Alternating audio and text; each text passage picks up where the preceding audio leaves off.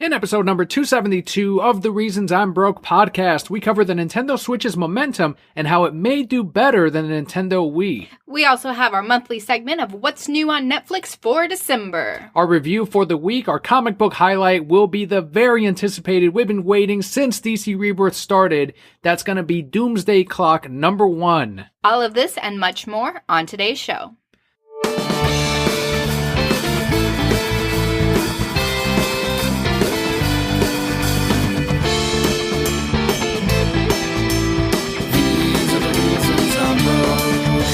Hello and welcome to the Reasons I'm Broke podcast, bringing you the reasons we're broke every single week, ranging from comics, movies, TV, video games, and more. I'm Daniel. And I am the great Emperor Kelli, back again from my maternity leave. Your second episode back since your maternity leave. My second episode, yeah. Yes. Does it feel like home yet? It does. I missed it. I'm glad to be back, and I'm glad to have that baby gone for a little while. No, my mom is enjoying the baby so that we can have some mommy and daddy time, which we spend doing the podcast. I remember when the guests were still here, you were asking, hey, do you need me this week? Like, I can sit in if you need. Like, were you anxious? Did it feel weird, like, not recording? A little bit, like, just hearing you record in the other room, and I'm like, what are they saying? I got things to say, too. I can talk about this also. But at the same time, again, it was nice to have that break where I could just, focus on our kid. And now that he's big enough to just kind of take care of himself, I'm like, all right, here, watch him for an hour. Bye. I was interrogating little Leo this morning. Yes. Because he looks just like me when I was a baby. So I told him, are you really just me traveling from the past? What year were you born? Was it 1988? Are you just a month old in 1988? Is this July for you? What's going on? What is happening? Are you me from the past? He's 2 months now. Where have you been? That's true. Yeah. It's gone by so quick. If he is a time traveler, he had to time travel into my uterus. So that's the only way to time travel. I don't know if you knew, but they discover that in the future, and he somehow gets a hold of that tech. Well, it's weird because I would then be your wife and your mom. Well, yeah, I guess so. It's no weirder than Back to the Future, It's all right. That's true. That's okay. You win. You're just a vessel. Maybe it's just you're just a time vehicle. Thanks. Yeah. Women's rights just went backwards. You're just a vessel, Kelli. You called yourself a milk producer, a milk machine. I am. I'm just a cow. That's worse than anything I could have ever said. Yeah, I'm absolved immediately. I can say that about myself. So I don't know if Brokeheads have noticed, but there is a new look to the whole show. There is a new logo to the Reasons I'm Broke podcast, and the final logo, I think, for the show. In the past, we've done, we had our very first one, like way early. Like if you go back to YouTube video number 1, yes. It is like a merging of a Pokeball and the Batman symbol. And I think we used that for maybe 20 episodes or so. And then we got one done by local artist Carlos Caballero, who did the Batman looking at the monitors. And we tweaked that and played around with that for a bit. And then I wanted something that had the words more prominent and not just Batman in the Batcave. So then in-house, I don't remember how many days it took, but I did the one that was previous to this episode, which is the Reasons I'm Broke logo. And it was one flat layer. People liked it, of course, because we sold t-shirts and we ran with it for a very long time. But then with this year's progress on the show, the Brokehead Corps have handed us the 2017 nomination for Games and Hobbies and the Podcast Awards. So I felt that, our content we're forever working on, right? This is something that we are always trying to provide a show for every week. And I feel like we put out our best, we put our best foot forward. Right. And given the restrictions with Leo and then the maternity leave and then, the Brokehead Corps coming forward and volunteering, like all of this the look of the show needed to be more. It needed to be worthy of the following that we had, the nomination that we had, and not that there was anything wrong with the previous logo, but I wanted it to be professionally done, which we hadn't done before. So, we had Carlos do, it was more like an artist commission, but we didn't seek out someone that actually had done logos in the past. So for this time, we took our time. It took many weeks. And I had been teasing it for a long time. We got the new theme song last week. And this week we got the new logo. And we hope you enjoy it. But it was actually done by Jeff Quigley, who did Kevin Smith's Smodcast logo that you see now on his podcast. It's the 10th anniversary one. And if you go to smodcast.com, you'll see it at the very top. Or even if you listen to the show, it's that default logo. And, I found out exactly who did that logo. I contacted Jeff. And thankfully, he took the job, and that's the one that you see now right here on your podcast player. We collaborated on the look of it. He was great. He gave us several different options, and you and I sat down and looked at it, and you gave me your feedback. And then once we nailed down the final look after several adjustments, then, I took it on my end and gave it a background, tweaked the colors just a little bit, and completely, sat on it for a day or so and was like, okay, this is it. This is the look of it. And had to change everything, right? Had to make one that fit the size of the podcast, one that fits the business cards, one that fits the YouTube channel. Just had to resize everything. But thankfully, I already have templates for all of that, because as a semi-graphic designer, I do it for my full-time job. But, I have templates already set up so I can replace things, move things around, change the colors if needed. And then earlier today, I put out publicly published the shop, which has our t-shirts now through TeePublic. And I've actually been talking enough. What do you think? What are your thoughts on the logo, too? I mean, you were helping me out as well. Right. It definitely was, like you said, a long process, and you've been in it much longer than I have. I know over the last week I'd be walking around feeding little Leo. He'd be like punching me in the face, and he'd be like, what do you think of this?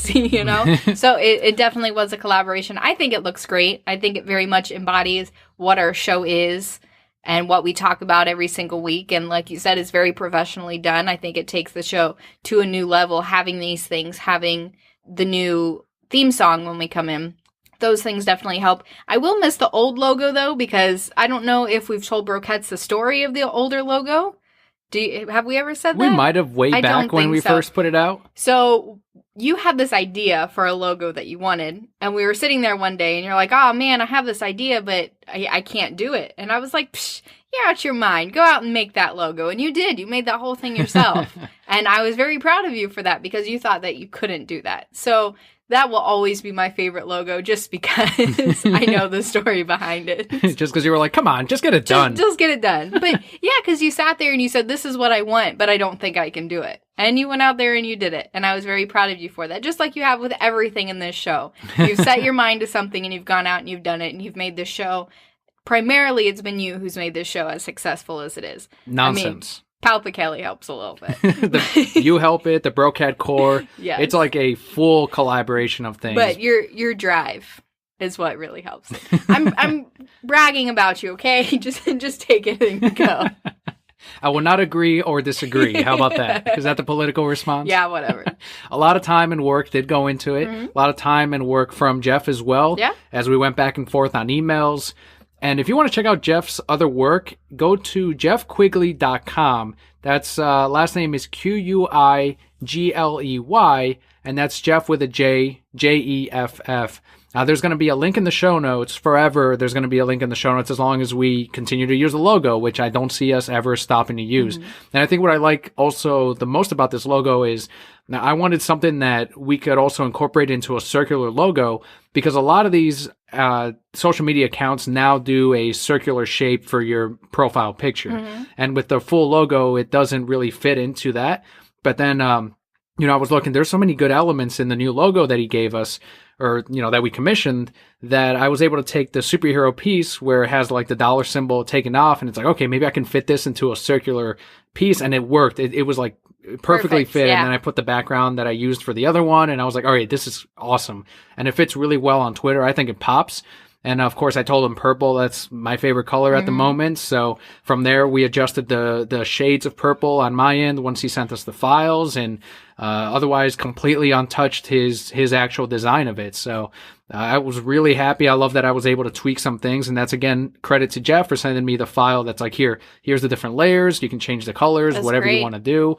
And then I've been converting those into t-shirts for the shop. And you mentioned you like the older logo. That classic logo is up on the t-shirt shop too.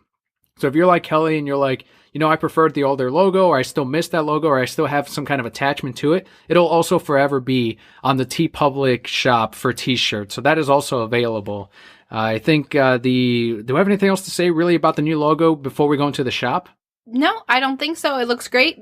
Thanks, Jeff, for all your hard work for it. And Brokettes, let us know what you think on Twitter, @ReasonsI'mBroke, @PalpaKelly. And give huge thanks, too, to Jeff, @JeffQuigley. Let him know what you think of the new logo. If you really enjoyed it, give him thanks. Let him feel the Brokette love, just like I told people on Patreon. And if you do want a t-shirt with the new logo It will launch the day of this episode's release, which is the public release, always on a Sunday at noon Eastern Time. So if you head on over to thereasonsimbroke.com and up at the top menu, click on merch, it will bring up our page, and you just click on the picture of the t-shirt design you'd like. And don't worry about the color, because once you click on that, it'll take you to the TeePublic site, and from there you can choose whatever shirt color you'd like for the logo that you picked. And we have the Reasons I'm Broke new logo, it's full on there. The circular icon logo, which we use for Twitter and Instagram, that's on there. We've got the Brokehead core for the very first time. They saw that a while back, and that's finally available as a t-shirt. And then, of course, the classic logo design is available too there, along with the 90s The Reasons I'm Broke logo, which I'm personally really happy because that's another one that I made in-house too, and I'm really proud of that one too. It just didn't really fit with what the show's about to use, but it is stylized that you can wear, and it looks great. Like, I love wearing that t-shirt as well. I can talk about 90s things.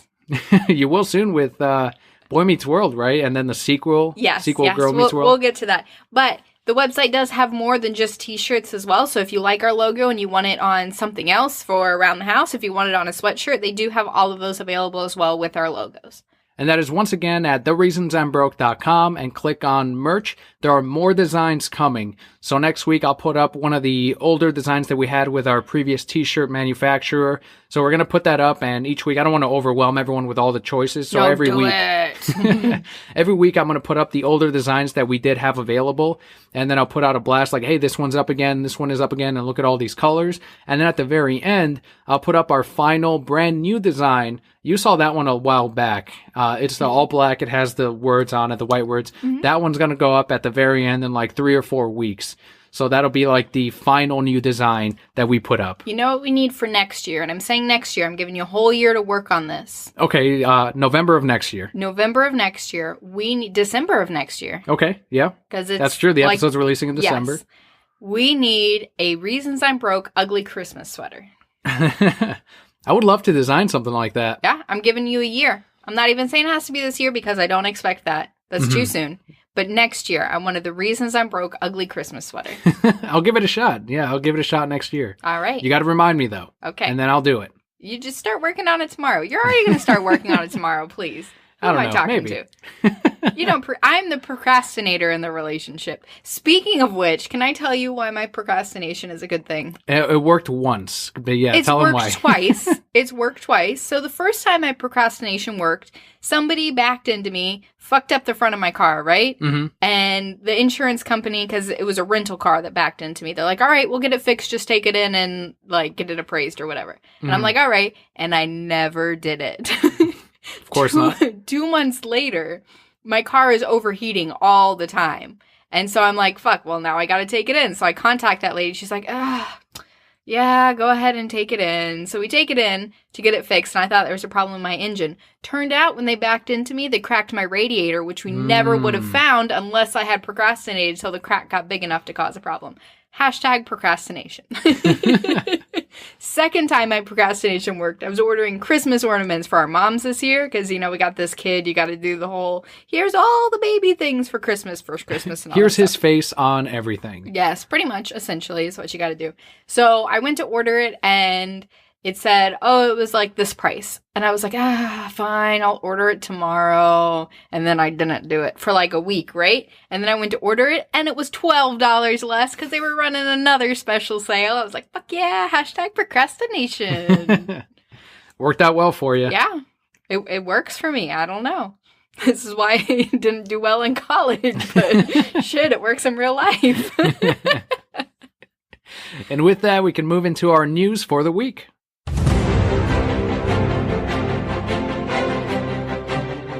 We're going to start out with some Nintendo news. According to gaming analyst Matt Piscatella from the NPD Group, the Nintendo Switch is on pace to exceed the Wii's sales. So this was put together by this analyst because over the first 10 months of sales, the Nintendo Switch is hitting a bit over 20% when compared to where the Wii was at this point of its release. That's pretty bitchin'. What month did the Wii come out? I want to say it was also March-ish. I know it wasn't like during the holiday season or anything Right. like that, but obviously during the holiday season, it got nuts. This is especially impressive, though, because the demographic is different for the Nintendo Switch.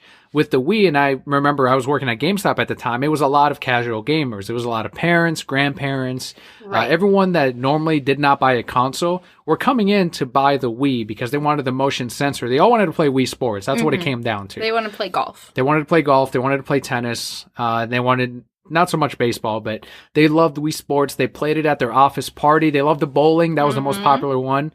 And they wanted one of their own. And these casual gamers were buying the Wii, and it was selling like crazy. But with the Switch, they didn't go for the casual gamer. They went more for the core gamers, the people that are buying your Metroids, your Zeldas, your Mario Odysseys. And that core game crowd is supporting the Nintendo Switch, which of course a lot of people were worried that they were going to lose that crowd when the Wii came out and they were just catering to the casual gamers. Kind of like how Justice League is right now, where there's a really weird part where right now the fans, it kind of switched because when Justice League first came out, they were, the reviews came out and they were saying, of course, they're contradicting themselves. Fuck the reviewers. And, obviously we came out with our review last week and it's like, no, Justice League was shitty too. Like it wasn't a good movie. And I said it last week, this movie isn't made with me in mind. These movies, if they're going to continue making them like Justice League, they're not for you and I. It's more for a general audience. People that were complaining about BVS, they addressed those things and they put them into Justice League. And that's what people were now saying on Twitter, is they were saying they're losing the people that were supporting the DCEU all these years to cater to this general audience, which aren't coming out to buy or to watch the movie either. They are actually making a good amount of money, but it's still lower projected than what they wanted or what they expected. So it's kind of a weird, like they're in that position from where the Wii was, except the Wii was crazy successful. It's interesting to see that the casual gamers are there for the Switch. They're there to, or not the casual, the hardcore gamers. I hate using hardcore, but your Nintendo gamers are there to support the Switch, and it might outsell the Wii in terms of in the long run. Well, I think they did a great thing with the Switch. So again, like you were saying with the Wii, I remember them always marketing Wii Sports, the dancing games, all those things. Yeah, Just Dance. Right, are what I remember from the Wii when it came out. And that doesn't appeal to me. That doesn't appeal to you. We obviously have a Wii, but that's not the reason that we got the gaming system. Whereas with this one, you have your Mario game. I can't tell you how many times Daniel and I go back and forth on, should we get a Switch? Wait, we don't have time to play it. Yeah. And that's just where we are in our life right now. But if Leo was 2 or 3 years old, yes, I wouldn't hesitate to go out and buy one because it's something he could enjoy with us also. So we get the hardcore games that we like, and we're still bringing the next generation into that. So it's good for kids, it's good for adults.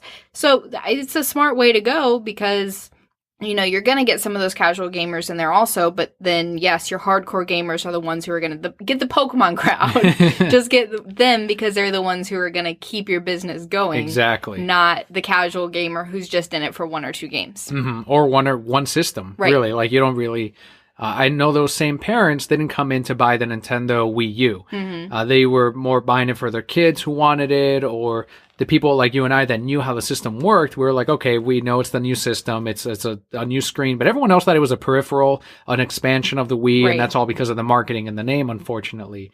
So this time around, the Switch did the right thing with a lot of people, and they're repaying it with sales. So it'll be interesting to see if it actually does outpace the Wii, because that was a massive success for Nintendo. We're going to have to get it eventually. Your kid can watch TV now, so we're halfway there.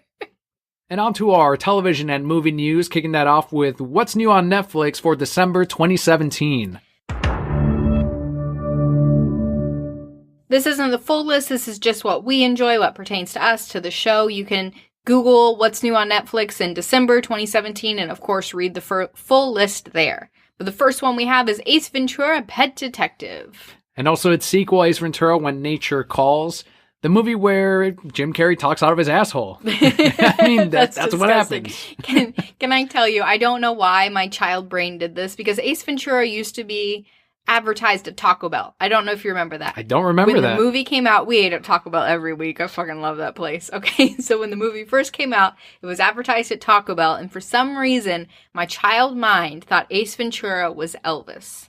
And so for years, I thought that was Elvis. I didn't know the story. Now you know. I didn't remember the story until I read Ace Ventura. So I've never seen either of these movies, but I thought he was Elvis for years. So when people talked about Elvis, your mind went to Jim Carrey's Ace Ventura. I mean, they didn't really talk about Elvis around however old I was when this movie came out. I mean, that was obviously the hair, right? That's where you were like, oh, that's Elvis, I clearly. think so, yeah. I don't really remember. He's making some weird movies. Does he ever dress up like Elvis? He never dresses up like Elvis. It's just the hair. I don't. It must have been the hair. It's just the hair. When you're a child, like the bigger features on a person are what you immediately gravitate to, and then you forget everything else. So for him, it was the hair. What year did that movie come out? The first Ace Ventura, maybe 90. I feel like I'm going too early. 94, maybe 93. 94. So I was 4 years old. Okay, 4 years old when this movie comes. What do you know when you're 4? I think you should watch it. I think you should watch both of them. The first one is a better movie than the second one. The second one's just like, okay, we're making a sequel. What did people like? Jim Carrey acting like a buffoon. We're going to do times 10 of that. Him talking out of his asshole. Him being born out of a rhino. Yes. Whereas the first one, there was a mystery. Like, there's a whole football thing of like, okay, who is going after these football players and who is stealing the dolphin, or why are they trying to kill the dolphin? And it's actually a detective story. The second one, there is a mystery, but it's like, yeah, that's on the back burner. We're going to look at Jim Carrey over there. He's talking about guano. Ooh, he's scared of bats. It's very different than the first one, and the tones are completely different. But I remember loving both as a kid. I grew up with Jim Carrey. I loved all of his movies. Cable Guy I loved, and I know a lot of people back then even were like, no, that's not really... He's not talking out of his asshole in that. It's not Jim Carrey. That's not Jim Carrey. What's he doing being serious? And it's a dark comedy. What's going on? So I think they're worth at least one watch for you. I think you should watch them once. All right. I'll add it to my list.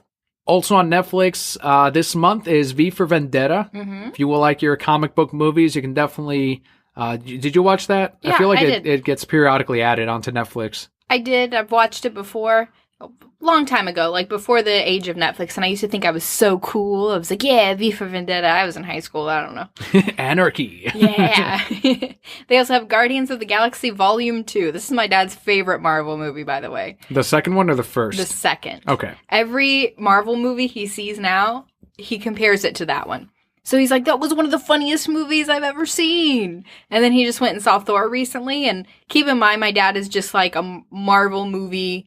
My parents are general audiences. I love my parents, but they're general audiences. And so he loves all the Marvel movies. And he just saw Thor. He's like, I didn't like it very much. I was like, whoa! The whole reason Thor Ragnarok is the way it is because people reacted to Guardians the way they did. So they said, let's make them all like Guardians, and they will all make that much money. Or especially with Thor, who wasn't making Guardians money. He didn't like, because what they did, spoilers, sorry, is they changed the character of Thor. They made him pretty much another Iron Man. Like a goofball comedian. Yeah, and he's like, that's not who... Because he likes Thor from the comic books. He grew up reading those, too. So he's like, I don't like that they did that to him. And I'm like, all right, Dad. You just... So he and I are on the same boat with Justice League. Yeah. Made Batman a fucking... Oh, that's... Well, I don't even fucking remember the goddamn line. Oh, something's definitely bleeding. You know, that whole thing. And, something's I don't not like you. The Santa Claus 1 through 3... are going on Netflix as well this month. I have not seen any of them. No. All my friends watched them. I watched the first one. Tim Allen, right? Yes. And I think I liked the first one. And then I don't think I liked the other two. Is it just that he's cursed to be Santa Claus? Like, I know that was in the trailers where he gets bigger, like, oh, boom. And it's like, not Dr. Dolittle, but who's the Nutty other Professor? Nutty Professor graphics. Like, boom, boom, boom. Oh, his ass is big. I seem to remember he's like related to Santa Claus or something. And something happens where he's going to become the next Santa Claus. And he's like, I don't want to do that bullshit. And then, of course, he can't. He has to. Yeah. That's what I seem to remember about it. It's been years since I've seen it. I feel like I would, I'm sure it was fine for kids and people back then. I feel like I would appreciate it now if it was Tim Allen, like his older drunken self, where he was, beating people up and but try as the Santa Claus. Move on. We can't. You're like, that's called Bad Santa, Daniel. Bill Nye Saves the World Season 2. We haven't watched Season 1 yet. We have not. I've seen some clips, and it's nothing like the old Bill Nye show. It's just like a talk show. Right. So the audience is there, and they talk about it. And I'm sure it's great, but I just wasn't compelled to see it right away. And I think we'll eventually watch it. Yeah. It's on our list. We have several things. I'm going to get off on a tangent now. That's it for what's new in Netflix in December. Those are the highlights, by the way. The highlights. But I have some honorable mentions of things you should be watching. So we have watched a lot of Magic School Bus rides again, which they have done a great job, I think, of recreating the same feel from the old one. Yeah, it's exactly the same, except the animation's no longer hand-drawn, but it's also not like 3D animation. It's computer animated, but it's kind of like I don't know, I guess... I don't want to say South Park, but like, I don't know what other shows like that, where it's flat still, but it's all computer. Right. You don't really see a lot of shows like that anymore. I do actually like the animation better in the new one than I do the old one, though. It's much more simplistic than the older one. I'm a fan of the older one still. I know. But I'm not so... The new animation isn't so bad that I'm like, I can't watch this. Like, I'll still watch it. We watch a lot of that. We put it on so our child can fall asleep. He loves the Magic School Bus. They also have the original Bill Nye on Netflix. I've seen that on there. I need to rewatch that, even though the science is way gone now. A little out of date. Yeah, not the same anymore. Something I just finished. I finished Girl Meets World. That's on Netflix. If you were a fan of Boy Meets World, you have to watch Girl Meets World. And I know initially you were like, I don't know about this show. It's not the same as Boy Meets World. And there are 3 seasons. So Kelli, 3 seasons later, what are your thoughts on Girl Meets World? I really liked it. They really picked up their stride. The first few episodes, I was like, this isn't that great. But they picked up their stride and I think maintained the same spirit as Boy Meets World. And there was enough in it that I really enjoyed it, having been a fan of Boy Meets World. So Hulu put up Boy Meets World recently, and so my whole maternity leave, I just sat there and watched Boy Meets World. And watched it all, got through all 7 seasons.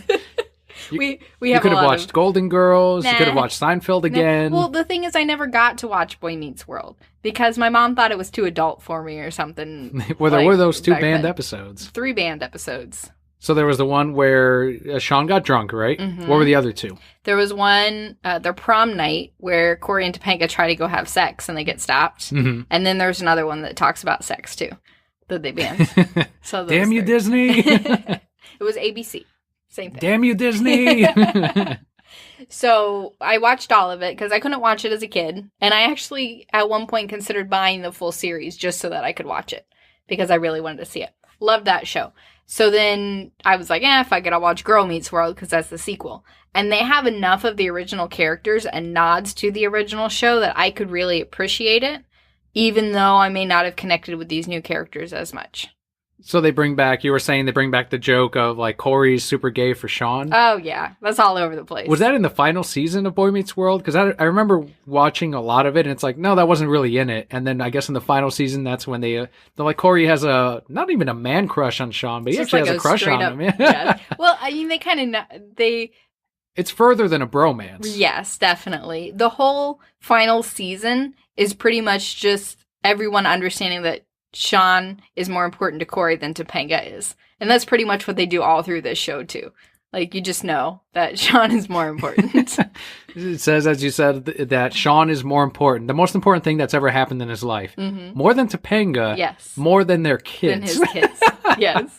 Yes. There's even a line where he says something like, Sean's the most important. And his daughter goes, except for mom. And he turns and he goes, I know my own life. And that's all that he says. And I'm like, oh, shit. Good on that show for just like putting it out there. Just go for it. Or there's a scene where it's Christmas and they're calling Sean his boyfriend. He's like, Sean's not my boyfriend. And Topanga goes, well, what will we do with this Corey and Sean forever ornament? And he goes, oh, that goes right in front of our wedding ornament. And he fucking puts it in front of their wedding ornament. It just leaves it there. So yes, Sean's in it. Mr. Turner is in it. Feeney's in a few episodes. You have Eric who comes back. Even the mom and dad. They have his little brother, Joshua. They have both actresses who played Morgan in the final episode. They both show up and essentially play the same character, which is great. They have everybody. Even Minkus comes back. Fucking Minkus, except he's a dick this time. Like in the old one, he's just a shitty nerd that you kind of feel bad for. But I remember I was watching it with you, and it's like he just grew up, became rich, and he's a giant asshole. Well, they have a later episode where he learns not to be an asshole and gives away all his money. Okay. Well, All right. So, yes, they have Minkus, and then the woman Minkus married was actually in the old show. She played a character in the old show. Somebody Sean dated. So they just kind of tie everything in there together. They make jokes about how ridiculous the first show was. So there's an episode where they're talking about how Mr. Feeney taught them from first grade through college and was their college dean and all this stuff. And one of the characters goes, well, that's ridiculous. How did that happen? And Corey goes, more believably than you'd expect. So I guess I would say if you were a fan of Boy Meets World, you'd recommend Girl Meets World? I would definitely check it out. Like I said, there's enough nods in there to the original show, especially as you get into season 2 and 3, that you can really appreciate. They have 2 episodes where they go to the ski lodge. Do you remember that one? Yeah. Where Corey cheats on Topanga. Is the same girl in that? She's not, but her son is. And as they're leaving, because Topanga's like all pissed off the whole time, like, why are we here? Da, da, da, da. And then as they're leaving, Topanga's like, oh, well, I guess this was okay. We should come back. And the kid who's working at the counter now goes, oh, Mr. Matthews, my mom says hi. And then you're like, oh, shit. Maybe they couldn't bring her back or something. That's hilarious. Continuing with the movie and television side of it, the women from Scooby-Doo are actually getting a live-action spin-off film titled Daphne and Velma. This will be a direct-to-video movie. The pair meet online and decide to solve the disappearance of a fellow student. It's set to release next year at some point. Live action film, I saw the actors that were cast. They are definitely 14, 15-ish. So they're aiming it at a younger demographic. Right. And this isn't the first time they've tried to redo Scooby-Doo. I mean, the cartoon has gone through so many different iterations of the show. They've changed the looks of them so many times. I think one of the latest times they looked more like Family Guy characters with the big round eyes, or Steven Universe maybe would be a better comparison. And trying to get that younger audience and stay fresh, which they should always try to do, because you need to continue your generations. Been around forever. Of course, and it's because of what they do. And they also have the older cartoons still airing. They had all those direct-to-video movies, the animated ones, which I thought were a lot of fun. Over the years, Scooby-Doo did change, though. I don't know if you remember or if you grew up with the classic show, but it was never actually supernatural. It was always someone under the mask. Right, yes. It was never an actual ghost. It was never an actual mummy or a sea monster or whatever. It was always someone under the hood or under the mask that was trying to gain money, that was trying to kill someone or fuck someone over, whatever it is. And then the mystery characters, the mystery machine characters would solve the mystery and say, guys, this isn't real. It's actually just this person. Here's all the tech he used or she used. And that's how they did the effect. And I would have gotten away with it, too, if it weren't for you meddling kids. Exactly right. And then with the newer shows, they decided to do like, oh, these monsters are actually real. And it's like, well, that's not what the thing was. So, yeah. But they got to keep it new and fresh. And how many times can it be Mr. Smith, the butler? Forever. It's always got to be forever someone fake. Because that's the whole idea, is like, don't be afraid of the supernatural. It's not real. It's the fucking guy right underneath the mask. Like, that's the one thing that people are always like, you don't believe in ghosts? What if you saw one? It's like, well, if I see one, then light is reflecting off of the particles that it does. There's some solid form to it, because I'm obviously seeing it. Light is reflecting. You can fucking tackle that bitch. Like, like Medea. Just punch that cloud. Like, if I can do that, if I can see him, I can tackle him. You know, it's not like there's some solid, even if it's like a hologram like you see at Disney, like there's still a solid portion to it. Like, you can move your hand through it and all that. So nonsense. Like, it's fucking someone underneath the mask. And but that's my whole, like, I prefer the classic show because of that, and awful animation of the repeating backgrounds. Like, as a kid, you've noticed it too. They weren't fooling us. You know what I used to notice as a kid? When something in those old cartoons, like they'd open a door or pop out of something, it would always be a lighter color than the rest of it. I always noticed that. I'm like, oh, they're coming from there. Because everything else was like a painting. It'd have shadowing, it'd have everything. And then the door was like one solid color. Yep. You're like, that's an animation cell. I don't know that we'll check this out. When you first mentioned it, I was thinking, oh, like Betty and Veronica from Riverdale. This does not sound like it's going to be that good. Nope. But hey, they're trying. More stuff coming from our childhood, though. With the 15th anniversary, I felt like it was longer, but the 15th anniversary of X-Men the Animated Series, showrunner Eric Lewald recently spoke about a possible revival of the show. He's not speaking that much revival. So we have a quote here. Quote, "The 5-season series ends with a dying Charles Xavier being whisked away into space by Lilandra, where she can maintain his fragile body, but where it seems he will be gone forever from his beloved X-Men. It's like a death. Season 6 could open, months later, with the X-Men in disarray. A few gone, the ones remaining at each other's throats." End quote. It's like, okay, he has an idea for a season 6. He knows exactly where he wants to put it. Maybe they had this shit written already and it's been sitting for all these years. When asked if this would ever come to pass, he responded with, quote, "If you've got some financing, I know where to find the cast and crew," end quote. Okay, so I can sit here and say, all right, season 5 of Batman the Animated Series opens with Batman and Catwoman being in love. If you've got financing. Yeah, it's more like hopeful dreams. I think, good for him, though, because for the anniversary periods is when you want to come out of the woodwork and be like, hey, I've got an idea for season 6. Oh, it's the 15th anniversary. X-Men, you remember that show, right? You guys remember X-Men the Animated Series? You remember how much you love that shit? You want to see more of it, right? You want to feel like a child? You don't want to be old. You want to be young. Come on, Peter Pan. You remember? So that's when he comes out and he's like, if someone wants this article got a shit ton of clicks. I think we can do a show. Right now, he is probably going around to these, smaller networks or whoever will take him. Whoever will listen to him. To the library, signing in different computers and clicking on the article. Getting more clicks. X-Men the Animated Series I watched. Same with Spider-Man and, of course, Batman the Animated Series. I don't have fond memories. I watched X-Men. It was entertaining, but that's not a show that as an adult I look back on like, oh my God, that was a fucking show. Because I grew up with Batman, which was it was a great, not even just a great kids show. It was a great show. It was a great show. Not even a great cartoon. Again, there was storytelling there, and it wasn't initially, as a lot of people of the animated series know, that it was a primetime show initially. It wasn't aimed at kids. It was aimed at your main audience. And then from there, it evolved into, well, this stuff sells toys and it's Batman, so let's put Robin in every single fucking episode. But I still loved it all because the showrunners were still there. It was still Paul Dini. It was still Bruce Timm. So when you compare something like X-Men the Animated Series or Spider-Man, which not even the animation, but also the story were not quite up to par to Batman, it's something that I don't look upon as that's definitely what was animation. Those were the shows. It's no, the shows today that are better than X-Men the Animated Series. Not better than Batman, but... I want to know who wrote, let's send Charles Xavier into space with Lilandra. He was pretending X-Men, I need to go with Lilandra here. What's she look like? Is she... I don't remember. I remember the finale to Spider-Man in which he has to go off and save Mary Jane because she disappeared in a different dimension or timeline.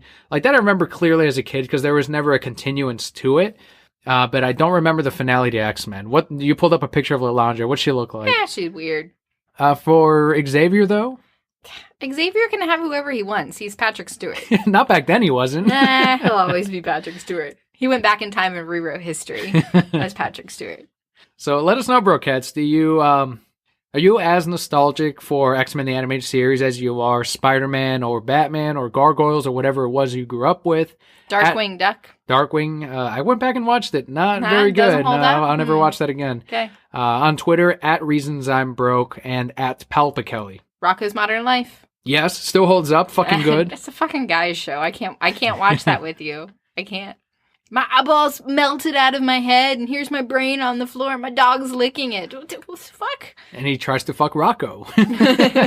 Heifer tries to fuck Rocco. That happens. No, I can't. I can't watch that show, but you enjoy your choky chicken and... I will.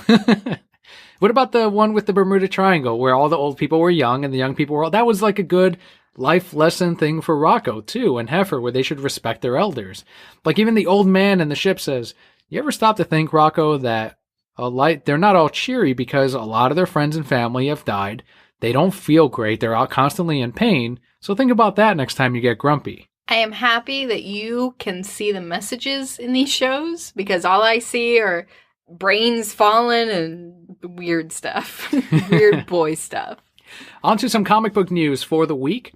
After Axel Alonso's leave at Marvel, the former editor-in-chief has been liking anti-CB Cebulski tweets on Twitter. CB Sobalski recently replaced his former colleague, as we spoke about last week. And when asked about this, Marvel refused to comment. So he was fired. As we said last week, sure. Right. Like, even though they said he stepped down and left the company completely, someone's head needed to roll. And that's what we said with the state of Marvel Comics, and it was Axel Alonso. And obviously he's bitter about it.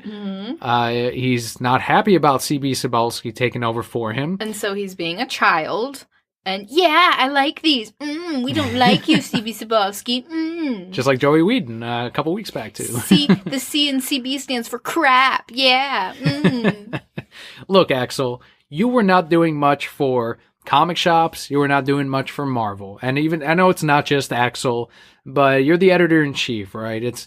And I hope CB Sobalski also puts forth the idea that look at all these other fucking publishers.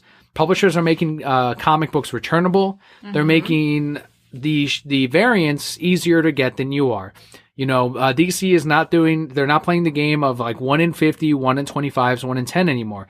They're saying if you want the variant, comic shops, order as many as you'd like. If you want the main cover, order as many as you'd like. Valiant, Boom, and IDW are saying if you didn't sell your books, send them right back 4 months later, and we'll give you credit on your account for the next book, because you're always going to be ordering those books anyway from those publishers. And Marvel, on the other hand, is saying if you can get the 3D variants, those lenticular ones that you see now on store shelves, you can get those of, let's say, America number 15 or Amazing Spider-Man Renew Your Vows number 13, if you order 200% of what you ordered on issue 11. So you got to order at least that amount to be able to order the lenticulars. And then you can, it's like, why are you fucking making it harder for shops to sell your comics? Right. Why are you doing that? It's a fucking game to boost your numbers, to try to bloat the number of sales that you're actually selling, because you're not actually going to your bigwigs at Disney or Marvel or wherever and saying, we actually sold X amount of copies of X-Men Gold. You are saying we shipped this many to comic shops and putting those as sales. Like, yeah, those are the ones you sold, but how many are readers actually buying? You give them that fucking number, we have a whole different ball game. They're going to clear out the whole fucking studio from there. What it sounds like, and we've discussed this before, is somebody who just has a business mindset, not an understanding of the business. As we said last week, I hope CB represents a change in this, a more comic shop friendly change for it, because it's not just hurting the businesses, it's also hurting the readers. And a lot of that, too, is they're not putting out great stories. They're not putting out good stories, and that's what's going to hurt them in the end. And ultimately, like you said, absolutely, it's going to hurt Marvel in the end, because you have shops that are frustrated getting these things in. You're going to have readers who aren't appreciating this as well. And eventually, at what point do shops just say, okay, well, I'm not going to order up on this. I'm not going to get this because it's not worth it.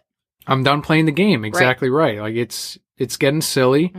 Especially when your competition, everyone around you is in, they're in the present day. They're not just looking at this as a business. But again, that could be that they're owned by Disney, and that could be that mentality, or it could be that Axel Alonso and whoever were in charge of that. I don't know what it is, but we'll know in the next year if they're done with this nonsense.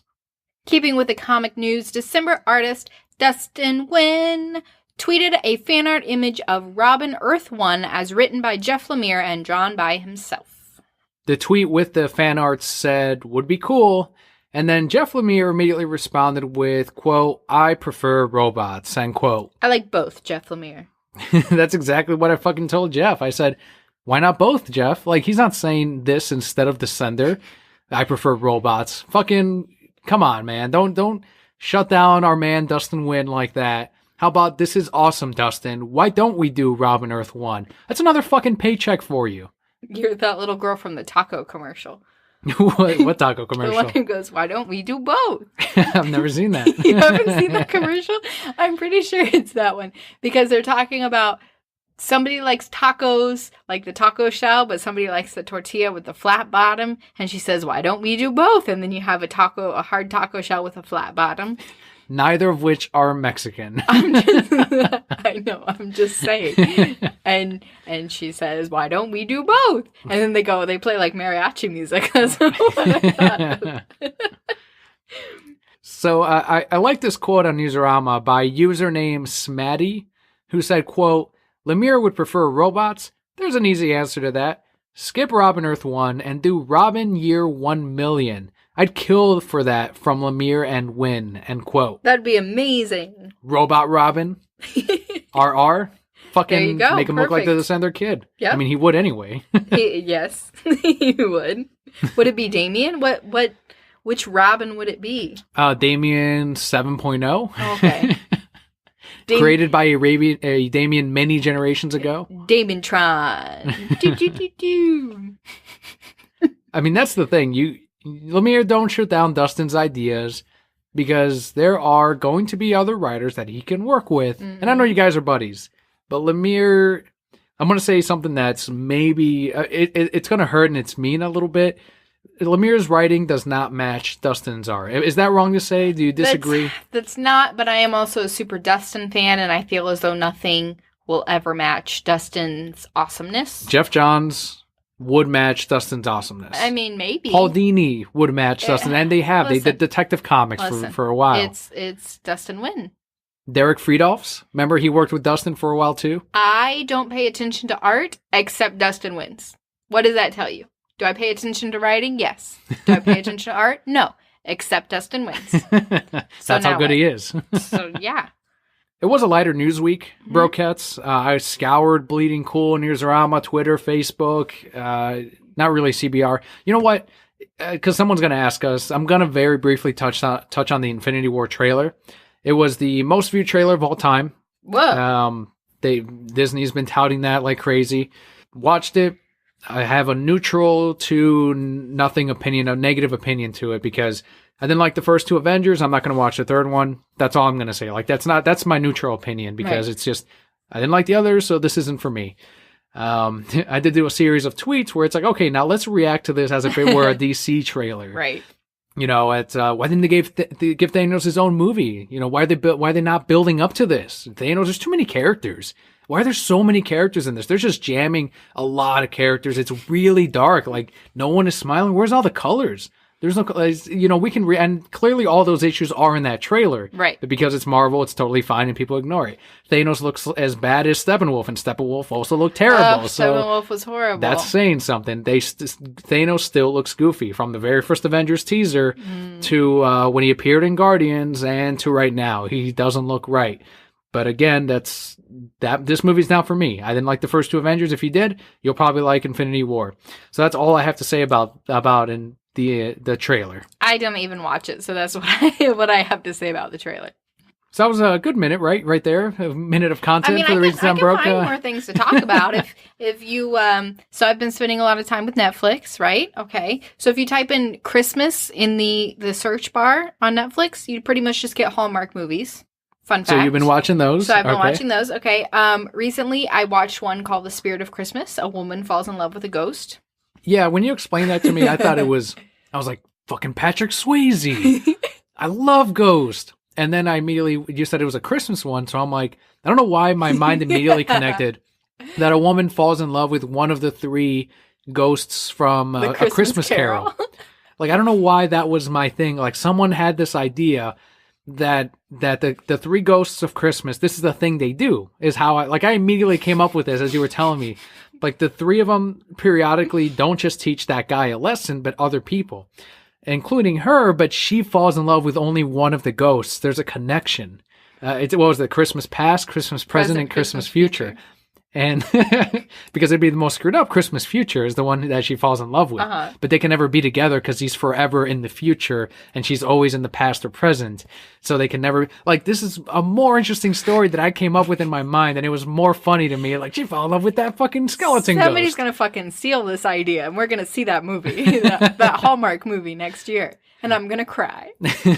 So that's what I thought. And you're like, no, she just falls in love with a ghost that comes back every Christmas or whatever for 12 days because it's the 12 days of Christmas. Well, because he was gone running for 12 days in Canada.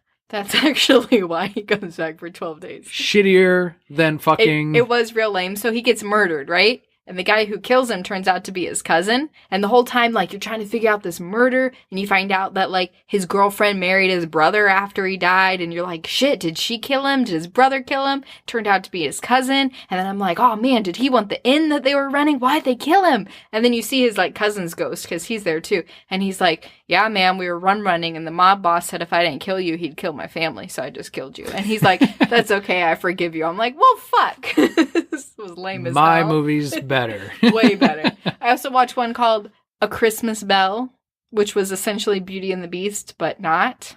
During Christmas? During Christmas. So they made that movie already.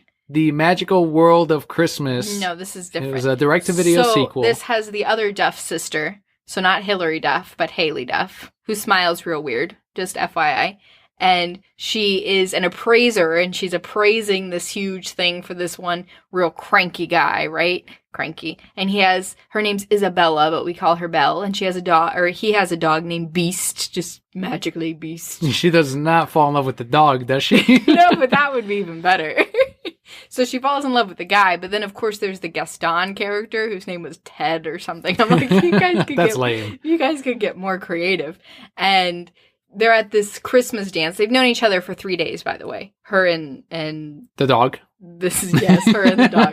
They've known each other for 3 days. They're at this Christmas dance, and then Gaston comes in. Ted comes in. Tedston, yeah. Tedston comes in, and he's like, Belle, we have to get married. And then he kisses her, and then the Beast is like, oh, they're a couple. No, no, no. And then she comes back, and she's like, we're not really a couple. And then the Beast character is like, oh, okay, that's great. And then they're like all happy again. And then the Gaston guy comes up again, and he's like, and she's like, hold on, I'll be right back. And then she goes to talk to the Gaston guy to tell him they can't be together. And he kisses her, and then the Beast runs away. He's like, oh, how dare she? She only wanted me for my library. And he's just... It sounds fucking terrible. It was horrible. I don't know why you're watching these. Again, you could be watching Seinfeld again. You could be watching The Golden Girls. You could be watching these other way better things. Lucifer hasn't had an episode in like 2 weeks, so I don't know. You have better content at your disposal. One click away. Meh. There was a frog show, too, you wanted to tell me about? Oh, yeah. Cooley-Pari. So again, scrolling through Netflix, I think I know like all the secret corners of Netflix now. You're like that guy in The Matrix who's in front of all the monitors, but they're all Netflix shows, and you're like, I know everything that's happening. You're the Dr. Manhattan of Netflix. Yes, because I don't have a giant blue wiener. But... But yes, so I know all these things. It showed up on a big middle thing, like, look at these Netflix original kids shows. And I'm like, fucking whatever. And I'm scrolling through it, right? Series of Unfortunate Events, Voltron. And then there's this show, Cooley-Pari, the Frog City or something like that. And I'm like, Daniel likes frogs. So I watched the preview, and it's pretty much Teenage Mutant Ninja Turtles, but with frogs. Teenage Mutant Ninja Frogs? Yes. So they improved on the formula, is what you're saying. Much. They're fighting the scorpions. And they live in That's awesome. They live in like the city that's covered by a magical veil, so the scorpions can't find them. But something's gonna happen to break that. Conflict, Kelly. Yeah. I've got to watch. What's it called? Tuliporo? Cooley-Pari?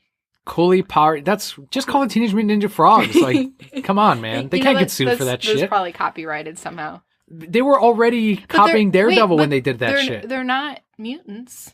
Oh, well, whatever. They don't have to be mutants. It's just the fucking title of the show. It doesn't mean anything. Okay, but it does mean something because those are mutant Ninja Turtles.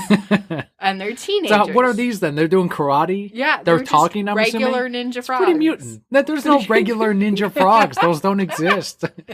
Those are mutants.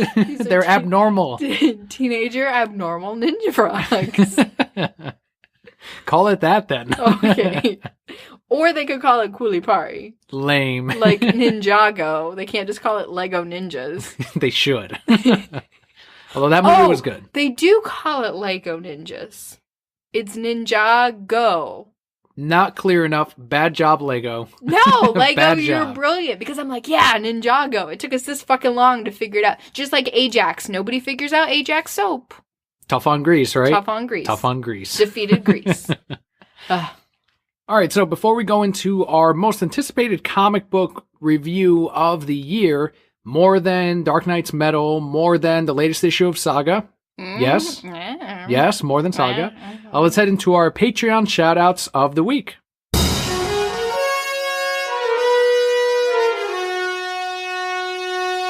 This week we have 3 shoutouts. The first one goes out to Alexander, whose Twitter handle is @SwordfishShow. you can head on over to purpleswordfish.com. It will take you straight into his YouTube channel. And he has recently done the very anticipated, I've been waiting for this. And that's the Sonic Forces Let's Play. He's a huge Sonic fan. He talked about it 2 episodes ago when he came on the show. And he finally put out the episode, the Let's Play for Sonic Forces, which I still want to play. I want to create my own Echidna character to be friends with Knuckles, my favorite Sonic character. Dan Kidna. And he's actually playing it, and there's moments in there where it's like a classic 2D Sonic game, and then it's kind of like Sonic Adventure. There's some great moments in it, and it is, as he mentioned, it's not a terrible game. It's actually very solid, and he said it on Twitter, and I know, as he said, it's not the cool thing to do to hate or to like a Sonic game, but, you know, he's real with his Let's Plays. He lets you know exactly how he feels, and he has a more positive spin on the games that he plays. Does it have music as good as Sonic Adventure Battle 2? That I'm not sure about, because, you know, he talks over the game and the game's volume is lowered. So that'd be a question for him. They got great music. Rolling around at the speed. Do you remember that song? Yes. I used to just play it because they had all the songs on the disc. I used to like the final one. Oh, no, that one. Man, I had such anxiety from that one. Because that was one of the few video games I've ever beaten all the way. and I had a lot of anxiety. You remember, did you ever beat it? Yeah. Like the yeah. And you have to like hit him in that pink spot, like underneath his ass, underneath his armpit. Yes. I beat that one, and I beat Sonic DX. Yeah. Which was, yes. The first one. Yes, I beat both of those. But I got a lot of anxiety. And then you had that level where you had to like hold your breath and swim down to get the thing so you could breathe underwater. That must have been the first one. I don't remember that in the second one. Oh, no, it was in the second one. That gave me anxiety, too. Rolling around it. Now it's stuck in my head. Thanks. It's like you came back for more. Yeah. I don't know what you're singing. That's not a song. Or there's the jungle one. Do do do. Yes. Ooh. There was 2 of them. There's the Sonic and the Shadow one. No, I like the Shadow one. Yeah, that one was way better. I didn't like the Sonic one. Next Patreon shout out goes out to Lourdes and Katie. And Katie especially liked Justice League's post-credit scene. Not spoiling what happens yet, because I know some Brokeheads haven't seen it, but she's seen it twice. Mm-hmm. Completely lost it in the post-credit scene. I heard there were tears. There were tears. Tears. And our final one goes out to Bobby, who's at a Cuban Slim. Bobby's excited to be going to Dice Tower Con. It's a gaming convention in July. Tons of the latest games are showcased there. You can play with other people. You can network with others. A lot of indie developers go to Dice Tower Con. And he and Aaron I believe they went this year too. Mm-hmm. So they're excited to go next year. You know where I want to go? KamehaCon. Is that a DBZ convention? Yes, Where's that in Texas. Is that the biggest DBZ convention? It's an all DBZ convention. Like, they have all the voice actors there and just DBZ things. And it's in March, and I want to go, but I have a kid and no money, and I'm broke. Reasons you're broke. So if somebody wants to sponsor us to go to KamehaCon... You can go. I'll watch Leo. You don't want to go to KamehaCon? If it's only DBZ, see, I like Dragon Ball Super way more than Dragon Ball Z. I mean, it's Dragon Ball, everything. See, I never watched Dragon Ball. Listen, you know what I'm talking about, okay? All my favorite voice actors are going to be there. We could be Bulma and Vegeta and take little baby Trunks. There you go. We can watch Chris Sabot hit on the girl on the table next to him, and she's like, fuck, I'm here for the whole weekend next to this guy. We can watch Chris Sabot say things about being in love with Goku in Vegeta's voice. That too. I'm just saying, I saw that at MegaCon. I'm saying, he kept hitting on Brina from GameStop TV, and I was like, this is really awkward. Hashtag me too. I'm sorry. I'm not trying to be insensitive.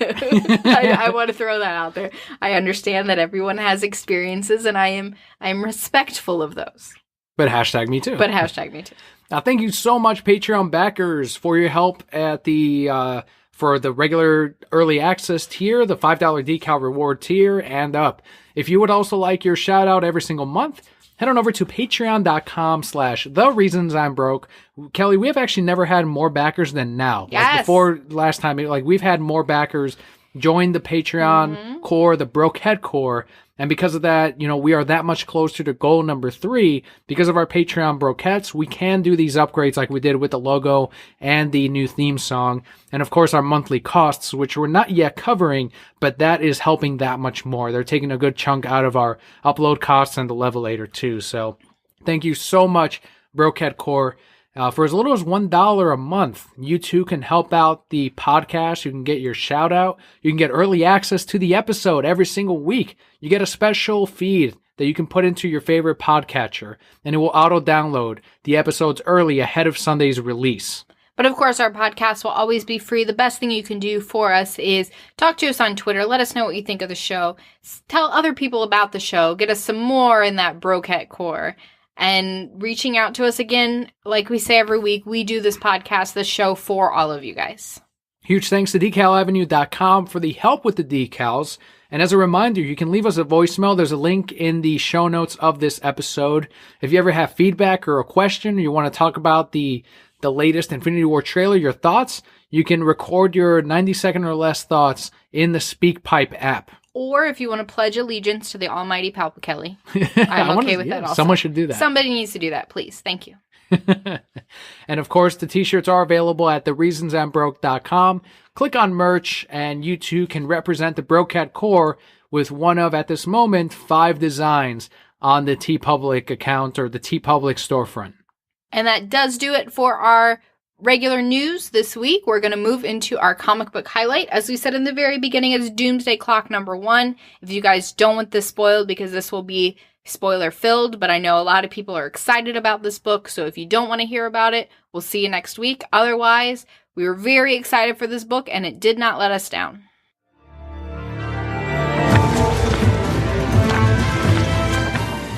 Doomsday Clock #1 is a maxi series, so there's going to be 12 issues by Jeff Johns, who is writing the series. Art by Gary Frank, incredible job. And colors by Brad Anderson, also 100% amazing. Is that a maxi series? Like, it's not a mini series, but it's a maxi series? Exactly right, yeah. Who comes up with these? Because there's like maxi pads for when we're on our periods. They've been using those terms for many, many years. Miniseries are typically 6, maxis are 12. Huh, what if there's like 18? I don't know. It's called like a mini maxi. It's called a Marvel maxi. A maxi mini. Marvel decides that they want to just add issues whenever it's of 12. Well, we're gonna add 2 more. Marvel has so many issues, so why not just add more? Ooh, ba-dum-bum. Oh, fucking that was brutal. Awesome. Jesus. God, I'm so cool. Like Marvel, if they're listening, they're like, I can't come back from that. What am I going to say? They're like, well, it's the truth. No, they can count their money, actually. They can just go, yeah, okay. They can burn a little more of their money. Just light it on fire. That's what's in their fireplaces this holiday season. So there were several covers available for Doomsday Clock #1. And again, retailers could order. If you want the 3D cover, it's not an incentive. The main cover, there's the lenticular variant. It's got Rorschach is his face symbol or whatever. Chad was the Rorschach test, the Rorschach blots. The ink blots. Are changing into the Trinity, Batman, Superman, and Wonder Woman. And then there's also the Gary Frank variant, which is phenomenal. It's Superman melting into gears, and then Dr. Manhattan, his face like right in the background. And then, of course, the Midnight variant, or the 1157 variant, in which it's the exact same Gary Frank cover, but it's inks. So what would normally be a black and white variant. Phenomenal. Like, they did a great job with this release. They did a midnight release for shops that participated. I don't think the midnight releases are worth it, but those were available. And even if you didn't participate in the midnight releases, you can still have the 1157. Again, DC doing the right thing. Publishers, other than Marvel, doing what they need to help out these comic shops. I do need to talk about this cover for a second. I think it looks really cool, but I do not like reading books with lenticular covers. Why is that? It's difficult for me to open it and flip through it, and I don't like it. The book staticky? It's static. The book feels heavier. It doesn't stay open on the until you get about halfway through the book. It doesn't just stay open. So I have to hold it open with one hand while I flip with the other. First world problems. Listen, I'm just saying. I'm just complaining. That's why there's options. You can get the main. I should have let you read the main cover. Yes. The rest of these are non-lenticular. You didn't give me the option. It's my fault. You just said, here you go.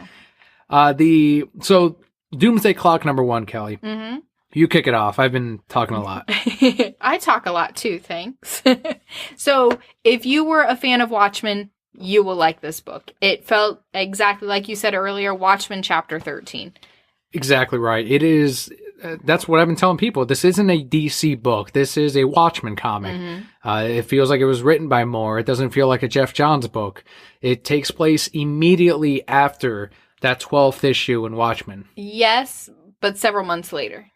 Yeah, It's but a like year considering later. how many years have passed since Watchmen, it's right after. But Like, it's a year after the Watchmen book ended, is where this book picks up.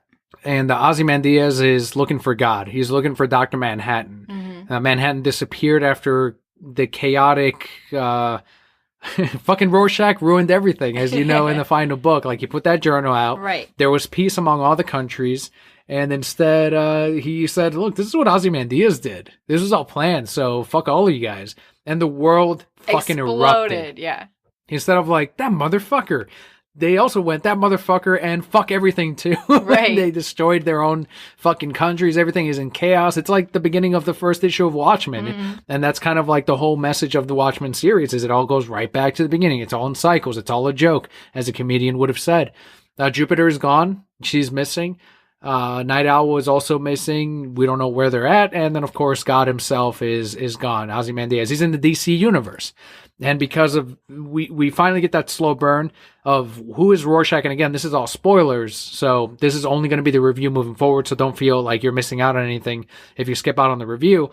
But Rorschach's back, and you're like, okay, how's that possible? We come to find out it's a new person. It's someone else impersonating Rorschach. It's Rorschblack. Rorschblack. The new Rorschach is black, and that's how he proves himself to the other people. Like, no, Rorschach is dead. You're not Rorschach. And he pulls open his sleeve and is like, yeah, I'm clearly not Rorschach, but I am Rorschach. Right. And he speaks exactly like him. So for all intents and purposes, it is fucking Rorschach. I'm sure we'll get to see who that is. There's going to be an explanation as to why he's acting exactly like Rorschach. Maybe the fact that Dr. Manhattan blew him up, maybe he is back. Maybe he got transferred into someone. I don't know what it is. We don't know if it's going to happen. But Dr. Manhattan is the main goal of this whole series, right? Ozymandias wants to find him and needs Rorschach's help. Superman's history has been altered as well, just like it did in the New 52. The Kents are dead, and you see that car accident, and that's where the book leaves off. It is a slow burn. It is not immediately, you're going to see Superman punching Manhattan in the face. Right. None of that. This isn't that kind of book. Throughout the whole book, and, it does, like you said, slow burn. It reads very slow, just like Watchmen did. But you're kind of left with more questions than answers by the end of it, which I think was great because now it's got me excited to read the next issue and the next. You get this great story. The first 3/4 of the book, maybe more than that, 9/10 of the book, is in the Watchmen universe, learning all these new things. We see 2 brand new characters who are brought in, who are supposedly going to help find Manhattan, and we don't know how, and we don't know what role they play, but we'll see them. You kind of see what's been going on with the other characters, like you said, for the last year, what Ozzy's doing, and Night Owl's retired is what he says, but we don't know where he is. And then the last little bit, you get to see Superman, and then that's how you know that it's all going to tie in together. And Dr. Manhattan supposedly went to find a simpler universe. DC Universe is not simple. He went there and he saw Batman, and he's like, I'll stick around for a while. You said that after you saw that guy. Does that connect? Maybe. I don't know. Why is Manhattan gay now? Gay for Batman. Only for Batman. I have to find a Manhattan Loves Batman song. I feel like it'd be more epic than the Superman Loves Batman one. Probably. But they're going to fight over Batman. I mean, that's what this story's going to be. That's what it comes down to. Yep. This is my man. No, it's my man. And Batman's the one who stops them both, So, and as we mentioned before, Superman will be the one who loves Batman more because he is willing to fight God himself for Batman. And he also hears his heartbeat anywhere in the world. Yeah, that's true. So, there's that. Watching Ozymandias is like, I know his atomic count, his build. And it's like, fuck, man. Even Superman knows that too. He just hasn't built it. So even Superman from another world who's married to Lois and has a kid is still in love with Batman. Yep. So of course. Superman wins. Is he like Corey in a way? Corey and Sean. Except Sean kind of loves Corey back. Okay. He's just not as open with his feelings. But. Gotcha. So Sean is DCEU Sean. Just like Batman kind of loves Superman in the DCEU a lot. Yeah, I guess. Let's, my head. Great comic book, though. It was. Doomsday Clock awesome. was fucking phenomenal. Worth the wait. Worth the wait, worth the $3.99, $4.99, whatever version you bought of this comic. All covers, if you did. The story is there, and we're more than happy to support this amazing start to Doomsday Clock, which we've been waiting for a long time. Readers have been asking. They showed Dr. Manhattan at the end of DC Rebirth's one shot. When are they going to go with that story? And for months, I was like, I don't know. We don't know yet. And then the button came out. It's like, this is going to be it. Button sold phenomenally. And then it's like, no, that's still not the Watchmen. We got more answers out of that. We know that the Flash and Batman are investigating Dr. Manhattan or what's going on, but that is it. And it was still a great story. We visit the Flashpoint universe. And that's again how you know Manhattan loves Batman, because he's leaving clues for Batman to find. He doesn't have to be found if he doesn't want to. That's true. But he's just like, oh, I dropped a button. Oops. He happened to put it in the Batcave. I put it in the Batcave. Oops. And now it's actually they're gonna come to a head, Superman versus Dr. Manhattan. And as we mentioned, it's not gonna be it's not your typical event book from DC, and as you said, it's a Watchmen comic book. This is the Watchmen for if it were to continue, it feels like the exact same universe, the exact same writer. It's the next issue of Watchmen. But now the DC universe is in there, and they're treated as seriously as the Watchmen universe. It would be very interesting, and I don't know that this is going to happen. I don't know. Maybe I'm calling things. As we get through this maxi series, if each comic gradually transitions from a Watchmen comic into a typical DC comic, so that by the end of it, and you don't even realize it's happening, you've gone from this very Watchmen comic to a very DC comic. Whoa. That'd be awesome. And then the panels would change, because the panels here are very Watchmen. Very Watchmen. It's like 9 panels per page. And then but progressively. Yes. Why am I so cool? If that happens, I call everything forever. Well, you've already called it then, so it's going to happen. I have. That'd be really cool. And it'll be marked by a full-page spread of like all the characters or Manhattan touching, it's going to be that cover from DC Rebirth. I thought it was like the painting. Well, that's what they were kind of referring to in that original cover, because it's Superman kind of touching him. And it's, again, humans, hope, and, Superman represents humanity and then touching God, just like in the painting. So can we have Zeus in there from the Wonder Woman movie? Also, please. My little skirts. My robe has fallen. And, my nipple. My nipple. Here it is. I'll shoot lightning from my nipples, too. Is that cool? No, I'll stop. So there it is. It's amazing. It's a great comic. If you haven't subbed to Doomsday Clock, you're not reading DC, clearly. Like, this is the book to get on the DC side. People that haven't ever read Watchmen are coming in and they're like, I've never read Watchmen, but I want to read this. Right. Because everyone is talking about it. Well, and the thing too, like you mentioned earlier in the week, even if you haven't read Watchmen, if you've seen the Watchmen movies, that was close enough. You may not appreciate this as much if you haven't read the book, but if you've seen the Watchmen movie, it's close enough to the book that you will appreciate this as well. It's enough to catch you up to what's happening with with the Watchmen universe and then Doomsday Clock. Except there was a giant squid. That's all you need to know. Yeah, and people flipped over that shit. Like, it wasn't the same. And come You're on. not going to put a giant squid in a movie. Relax. Calm down. Dan Slott, he's always going after Snyder, but he's like, this is why comic book panels are not meant to be translated to film. And then he put up like the side-by-side, the original panel of Rorschach jumping on the railing or being near the window, and then the Zack Snyder one, the one where Ozymandias is beating the shit out of that guy that kills him, that he puts the pill into, and then the film version of that. And it's like, Slott, he was trying to make the comic into film. This is what people fucking wanted. It's the Watchmen. You don't want to change it. And he's saying, well, HBO shouldn't do that. They should make their own. It's like, fuck, man. This is why people bitched about the squid not being there, because it wasn't exactly like the comic. And if the whole movie had not been like the issue, it would have been a huge fucking problem. And this is why Watchmen stands today. This is why it's watchable. This is why it has stood up the test of time. Because it is the comic book brought to life. Because the panels looked so good that you can translate them into film. Like, whatever he said, it's like, that doesn't make sense. That looks good. What are you talking about? He has a vision. He can put out scenes. And when they're not cutting the shit out of his fucking movie, it looks like the fucking comic book. But with all that, with all those rabbit trails that we've run down today, that will do it for our podcast this week. Thank you again, Brokettes, for the support, for your positive words on the new logo, for your positive words on the show, for Kelli's return. Thank you, Kelli, for coming back, of course. That's what I do.